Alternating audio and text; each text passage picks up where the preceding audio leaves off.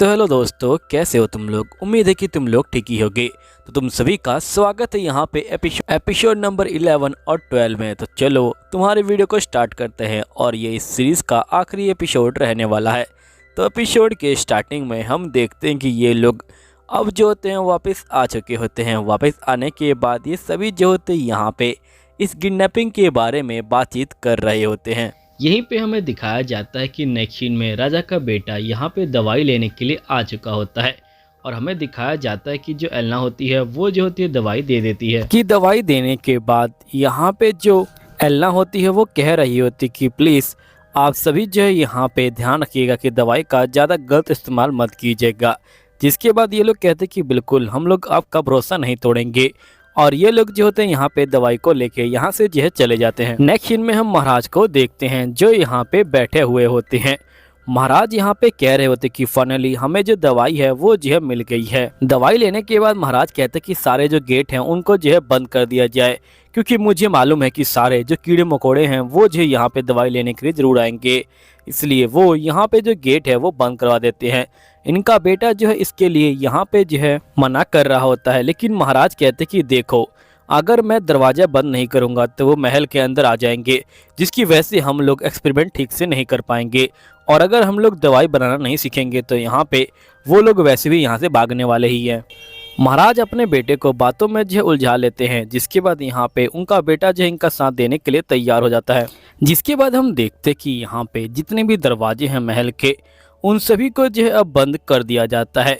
यहीं पे जो एलना होती है वो जो होती है ऊपर से देख रही होती है, साथ ही उसकी मॉम ओर्गा भी देख रही होती है। नेक्स्ट सीन में हम देखते कि एलना और यहाँ पे उसके डैड दोनों जो होते किडनैपर को पकड़ के रखे होते हैं और वो लोग किडनैपर को बोल रहे होते कि देखो तुम्हारे बचने का सिर्फ एक ही तरीका है कि तुम्हें पूरी और यहाँ पे जो अफवाह है वो उड़ानी है कि महाराज के पास दवाई है, लेकिन वो जानबूझ के दे नहीं रहे हैं, जिसकी वजह से हमारे पास भी दवाई खत्म हो गई है।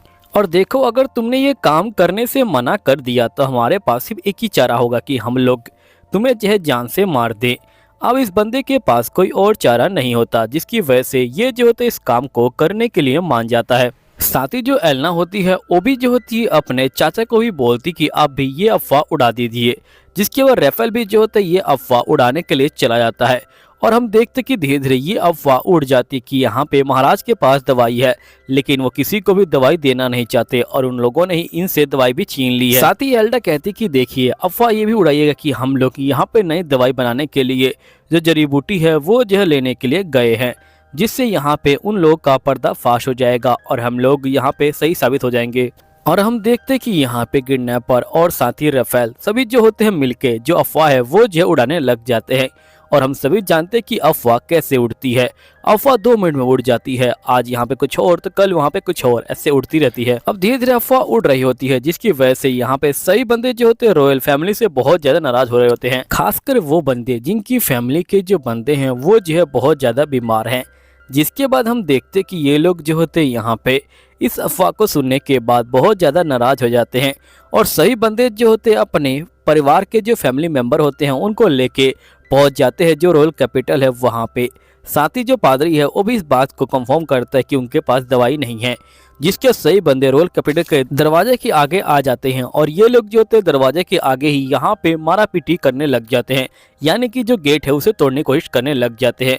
जब ये खबर महाराज के पास पहुंचती है तो महाराज कहते कि तुम्हें गेट को किसी भी हालत में नहीं खोलना है।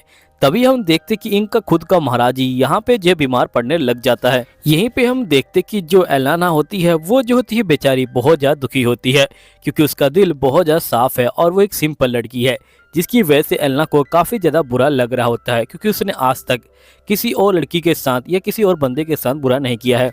तभी ओर्गा कहती कि तुम चिंता मत लो, यहाँ पे हमें मालूम है कि तुम्हें बहुत ज़्यादा बुरा लग रहा है, लेकिन हम लोग कुछ नहीं कर सकते, उन लोगों ने ये रास्ता खुद ही चुना है। अगर हम उन लोगों को सबक नहीं सिखाते तो वो लोग यहाँ पे जो है बहुत ज़्यादा गलत काम करते। दूसरी तरफ हमें दिखाया जाता है कि यहाँ पे रॉयल फैमिली का जो गेट है उसे जो है जलाया जा रहा है, लेकिन यहाँ पे जो महाराज होते हैं उनको जो है कोई फर्क नहीं पड़ रहा होता है, क्योंकि वो खुद ही बीमार पड़े हुए होते हैं। महाराज का बेटा यहाँ पे कह रहा होता है कि आखिरकार जो दवाइयाँ हैं वो कहाँ पे चली गई हैं, जिससे सोल्जर कहता है कि असल में जो दवाइयाँ हैं वो जो खत्म हो गई हैं, जो एक्सपेरिमेंट है वो करते करते। तभी हम देखते कि यहाँ पे जो एलना होती है वो बहुत दुखी होती है, जिसकी वजह से यहाँ पे बहुत सारे एनिमल आ जाते हैं एलना को जो है खुश करने के लिए। टाइगर, गिलहरी और बहुत सारे एनिमल। फिर धीरे धीरे जो एल्मा होती है वो जो होती है यहाँ पे खुश होने लग जाती है और सभी एनिमल काफ़ी खुश हो जाते हैं एलना को खुश देख के। तभी यहाँ पे एलना के मॉम डैड आ जाते हैं और ये लोग कहते कि तुम चिंता मत लो बेटी, धीरे धीरे सब कुछ जो है ठीक हो जाएगा। यहीं पे एलना जो होती है अपने फादर के गले लग के रोने लग जाती है। तभी उसके फादर कहते कि मुझे मालूम है तुम्हें जो है बहुत ज़्यादा बुरा लग रहा है और तुम उन बंदों की हेल्प करना चाहती हो, बस थोड़ी देर और फिर हम उन बंदों की हेल्प करेंगे, क्योंकि अब यहाँ पे किंग और उसका जो बेटा है वो दोनों ही बीमार पड़ चुके हैं। हम लोग जाके उनकी जान बचाएंगे और इनाम में ये मांगेंगे कि यहाँ पे वो लोग हमें जो है कभी भी इस टाउन से बाहर नहीं निकाल सकते और वो लोग हमारा पीछा छोड़ देंगे और दोबारा कभी भी वो हमारी दवाइयों को यहाँ पे जो है कॉपी करने की कोशिश नहीं करेंगे। जिसके बाद यहाँ पे उनको जो इस शर्त को मानना ही पड़ेगा, वरना यहाँ पे वो खुद भी मारे जाएंगे। जिसके बाद नेक्स्ट सीन में हमें दिखाया जाता है कि यहाँ पे महाराज के बेटे को भी वो बीमारी हो चुकी है, जिसकी वजह से यहाँ पे ये जो है बहुत ज़्यादा तकलीफ में है। तभी जो एलना होती है वो यहाँ पे आ जाती है। एलना को देखने के बाद महाराज का बेटा बोलते कि मुझे माफ़ कर देना। एलना बोलती कि ठीक है, लेकिन मैं तुम्हें एक और मौका दे सकती हूँ, लेकिन ध्यान रखना कि तुम्हें यहाँ पे क्या करना है। तुम्हें यहाँ पे हमें जो इसी राज्य के अंदर रहने देना है और दोबारा हमारी दवाइयों को तुम कॉपी करने की कोशिश नहीं करोगे। जिसके बाद यहाँ पे जो महाराज का बेटा होता है कहता है कि ठीक है, मैं अपनी फैमिली की तरफ से ये वादा करता हूँ। जिसके बाद वो कहते हैं कि वैसे जब ये सब कुछ ठीक हो जाएगा तो क्या हम लोग फिर से कॉन्टैक्ट बना सकते हैं स्पीड के साथ। तो यहाँ पे एलना कहते कि हम लोग इसके बारे में बाद में बात करेंगे। जिसके बाद हम देखते कि यहाँ पे जो एलना होती है वो जो होती है चली जाती है। तभी नेक्स्ट सीन में हमें दिखाया जाता है कि एलना जैसे ही अपने घर पे आती है तभी टाइगर उसके सामने आ जाता है। तभी यहाँ पे टाइगर नोटिस करता है कि एलना के जो गाल है वो लाल है। तो यहाँ पे टाइगर बोलते कुछ हुआ है क्या एलना, आपके गाल लाल है। जिस पे एलना बोलती कुछ भी नहीं हुआ। अब हम इस फीलिंग को कैसे यहाँ पे डिफाइन करें, क्योंकि यहाँ पे एलना ने बस उस लड़के से बात किया है तभी उसके गाल इतने लाल है। तो हो सकता है कि एलना ने फर्स्ट टाइम किसी लड़के से यानी कि अपनी एज वाले लड़के से बात किया हो, जिसकी वजह से उसके गाल लाल हैं। तो देखा दोस्तों, तो यहाँ पे अगर तुम लोग जब पहली बार किसी भी लड़की से प्यार करोगे फर्स्ट टाइम, तो तुम्हारे गाल भी लाल होंगे, मतलब रियल में नहीं, मतलब अंदर से फीलिंग ऐसे आएगी। लेकिन ध्यान रखना कि ये फीलिंग सिर्फ फर्स्ट टाइम में आती है, ज़्यादा बार करोगे तो कोई फीलिंग नहीं आएगी, तुम्हें सब चीज़ बोरियत लगेगी। इसलिए तुम लोगों को यहाँ पे सिर्फ फर्स्ट टाइम या फिर लास्ट टाइम किसी लड़की से बात करनी है। लड़कियों, तुम्हारे लिए भी ये रूल सेम है। अगर हम लोग चाहते हैं कि यहाँ पे ये प्रथा हट जाए कि एक लड़के ने यहाँ पे 10 लड़की पटा रखी है और यहाँ पे एक लड़की ने 10 लड़के, तो हमें खुद को चेंज करना होगा। यानी कि हमें उस लड़कों पे ध्यान देना ही नहीं है या फिर उस लड़की पे ध्यान देना ही नहीं है जो यहाँ पे 10 बॉयफ्रेंड रखते हो या रखती हो। जिसके बाद नेक्स्ट सीन में हम देखते कि एलना अपनी 2 स्पीड को मिला के यहाँ पे एक दवाई बनाती है और पूरी जगह पे छिड़क देती है, जिसकी वजह से पूरी जो बंदे होते हैं वो जो होते हैं यहाँ पे ठीक हो जाते हैं। और दोस्तों यहीं पे ये सीज़न ख़त्म हो जाता है।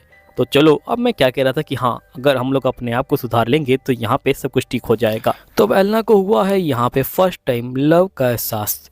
तो चलो इसी पे एक शायरी हो जाए। वो पहली तेरी नज़र, वो पहला मेरा दिल का धड़कना, वो भी बहुत तेजी से, वो मासूम सी तेरी चाहत, वो तेरा मिलना रूबरू, भुलाए भूले ना कभी वो एहसास है इसके अव्वल, जिंदगी भर साथ रहता है उस प्यार का जादू। तो तुम लोगों को ये शायरी कैसे लगी है कमेंट करना। वैसे तो मुझे इस एनीमे से ज़्यादा उम्मीदें नहीं है कि यहाँ तक कोई पहुँच पाएगा, लेकिन फिर भी अगर कोई पहुँच जाता है, लड़का या लड़की, तो कमेंट करना। और लड़के अपनी गर्लफ्रेंड को भेज लेना, ये सब ठीक है। और लड़कियों से खासकर गुजारिश है, अगर आपको ये शायरी पसंद आई है तो प्लीज़ कमेंट कीजिएगा। लड़कों भाई तुमसे भी है। चलो ठीक है, मैं आप लोगों से मिलता हूँ किसी और सीज़न में। जब तक के लिए सायोनारा।